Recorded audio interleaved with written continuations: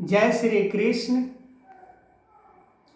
कर्म करते हुए भी ये संसार रूपी माया में नहीं फंसता है, क्योंकि वो निस्वार्थ कर्म करता है, निस्वार्थ जीवन जीता है, परहित में जीवन जीता है।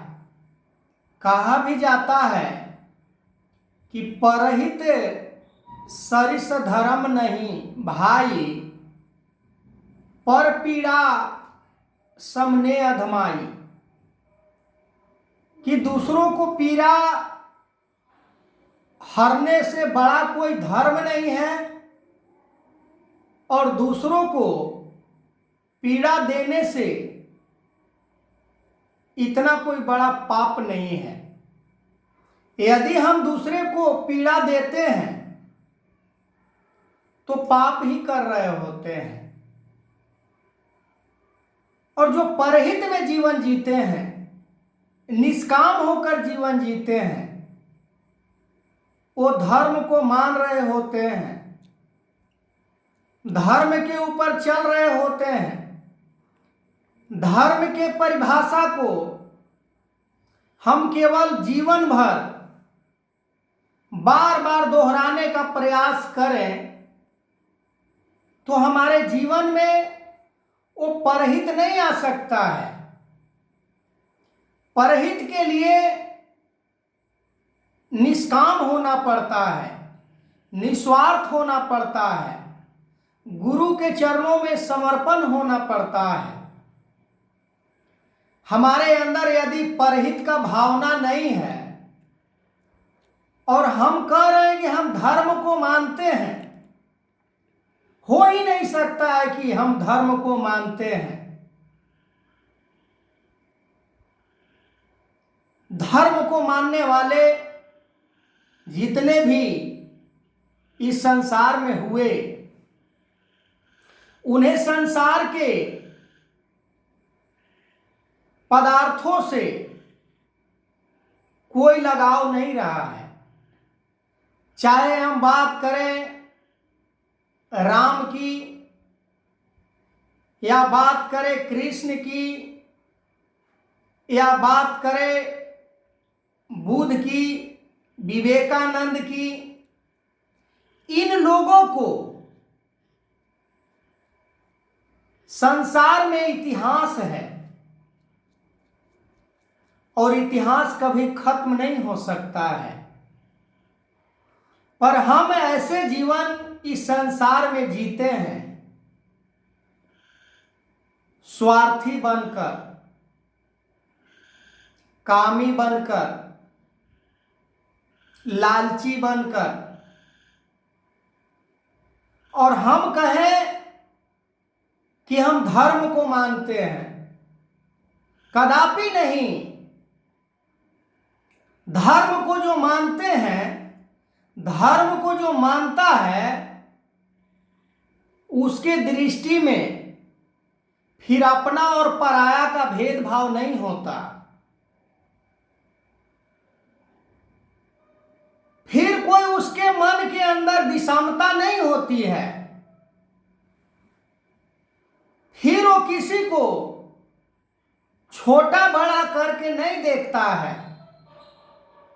फिर उसके अंदर कोई जाति धर्म संप्रदाय नहीं होती। किसी भी लिहाज से उसके मन के अंदर कोई भ्रम नहीं होता है। वो सभी को परमात्मा के संतान जानकर सभी को आदर सम्मान करता है। पर हां, एक बात और है,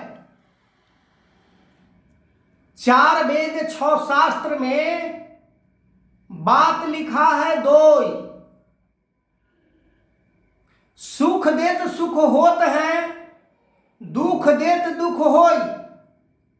यदि हम किसी को पीड़ा देते हैं, यदि हम किसी को कष्ट देते हैं, तो हमें भी पीड़ा सामने से उसके कई गुना ज्यादा प्राप्त होने वाला है। यदि हम किसी से बैर करते हैं, किसी से नफरत करते हैं, किसी से घृणा करते हैं, किसी की निंदा करते हैं,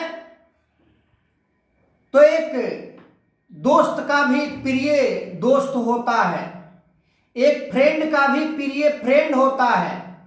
हम जिससे भी किसी का शिकवा गिला शिकायत करते हैं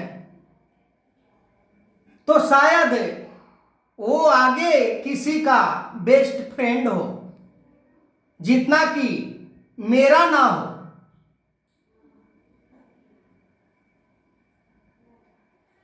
दुर्योधन के साथ जो घटना घटी वो मामा शकुनी के कारण ही इतना विनाश के कारण हुआ।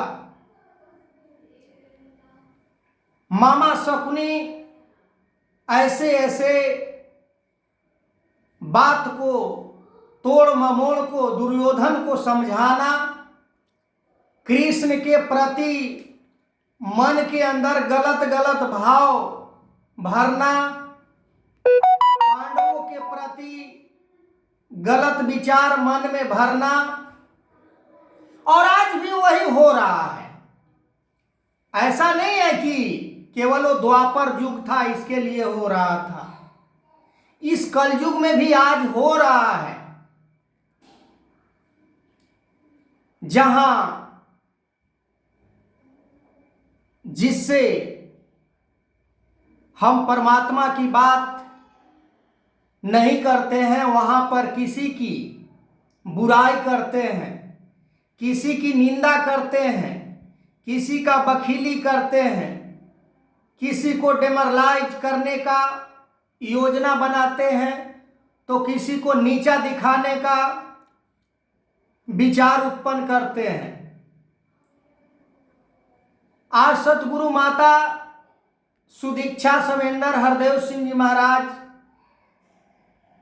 इन सारी बातों पर आज चर्चा कर रही है, पर हम सठ बुद्धि का इंसान जो एक ही बात को ना जाने कितने वर्षों से बाबा हरदेव सिंह जी महाराज समझाते समझाते थक गए, आज भी उसी बात को दोहराया जा रहा है कि तुम सभी एक ही परमपिता परमात्मा के संतान हो। तुम कई भागों में अज्ञानता बस, अहंकार बस तुम बट चुके हो। और हम गाते भी हैं कि सबका भला करो करतार, सबका भला की बात करते हैं, पर हमारा कर्म उस प्रकार के भला नहीं करता, केवल मेरा वाणी ही भला करने की बात करता है। आगे मैं इस वीडियो को कंटिन्यू करूंगा, तब तक के लिए जय श्री कृष्ण।